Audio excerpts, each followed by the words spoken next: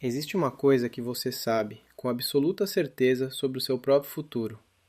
Você vai morrer. Não sabe quando, não sabe como e, principalmente, não sabe o que vem depois, se é que vem alguma coisa.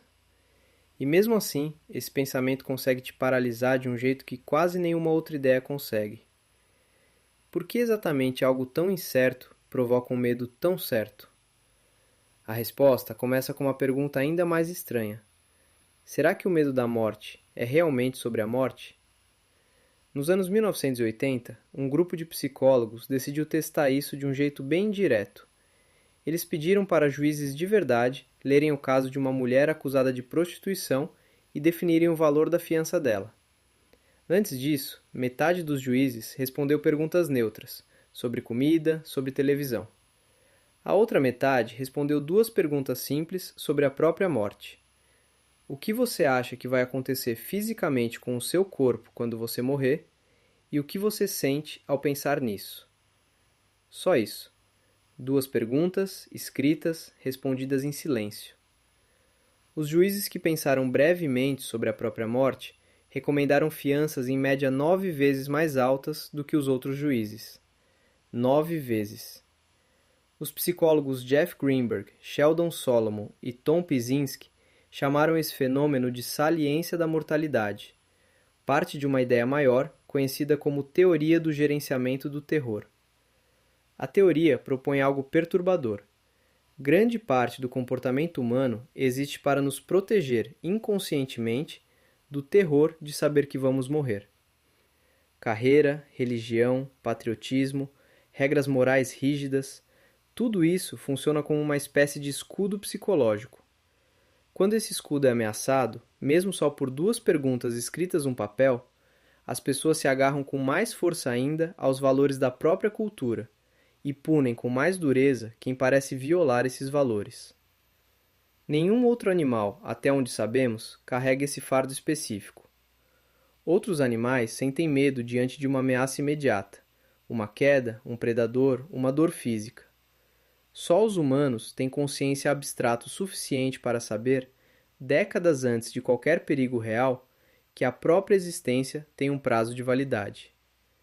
Alguns pesquisadores acreditam que essa consciência é um efeito colateral da nossa própria inteligência. O mesmo cérebro capaz de planejar o futuro, de imaginar cenários distantes, de refletir sobre si mesmo, é o mesmo cérebro obrigado a aplicar essa capacidade também à própria morte. A cultura, então, teria evoluído como uma espécie de tecnologia emocional, criada para tornar essa consciência insuportável em algo suportável. Só que aqui vem a parte mais surpreendente de toda essa história. Se o medo da morte é tão poderoso à distância, o que acontece com pessoas que estão, de fato, prestes a morrer de verdade? Em 2017, pesquisadores analisaram as palavras finais de duas populações bem diferentes: pacientes terminais de câncer e esclerose lateral amiotrófica, e presos no corredor da morte, em seus últimos registros antes da execução. Eles compararam essas palavras reais com textos escritos por pessoas saudáveis, simulando como seria estar na mesma situação. O resultado foi o oposto do esperado. As palavras de quem realmente estava morrendo eram mais positivas e menos negativas do que a imaginação de quem apenas simulava a situação. E nos pacientes terminais, os posts foram ficando ainda mais positivos conforme a morte se aproximava, não o contrário. A mente saudável, olhando a morte de longe, imagina um terror constante. A mente realmente diante da morte parece encontrar outra coisa, algo mais parecido com aceitação ou até com gratidão pelo tempo que restou. Isso sugere algo importante sobre a natureza desse medo. Talvez o terror que sentimos não seja uma previsão precisa de como será o momento real. Seja apenas o jeito como um cérebro seguro, protegido, distante do perigo, tenta simular algo que ele nunca experimentou de verdade.